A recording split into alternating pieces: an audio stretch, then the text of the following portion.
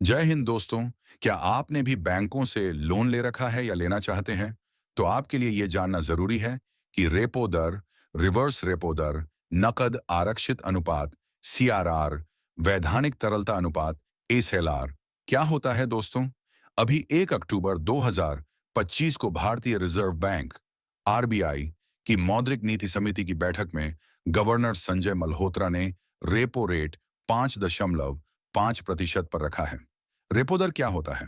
Repo दर वह ब्याज दर है जिस पर भारतीय रिजर्व बैंक आरबीआई बैंकों को अल्पकालिक ऋण देता है।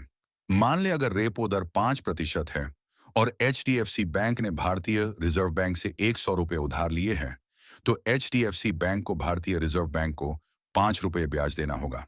अगर भारतीय रिजर्व बैंक रेपो दर बढ़ा देता है, जैसे 6% कर दे, तो एचडीएफसी बैंक को ज्यादा ब्याज देना पड़ेगा।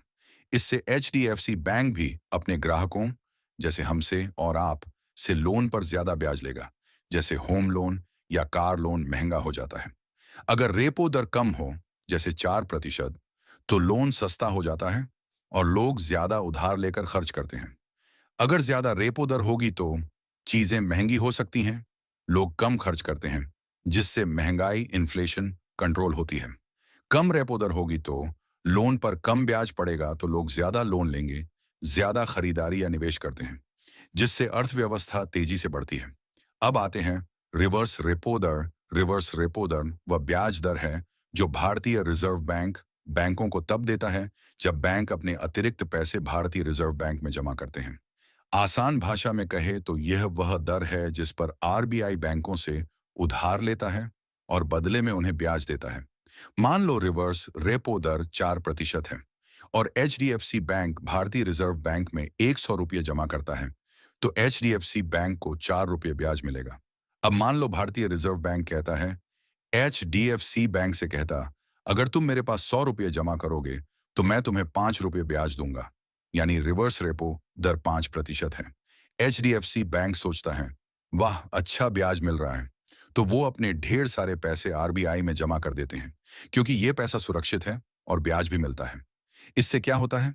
बाजार में पैसे कम हो जाते हैं, क्योंकि बैंक अपने पैसे भारतीय रिजर्व बैंक को दे रहे हैं, न कि लोगों को लोन दे रहे हैं। नतीजा, जब बाजार में पैसा कम होता है, लोग कम खर्च करते हैं।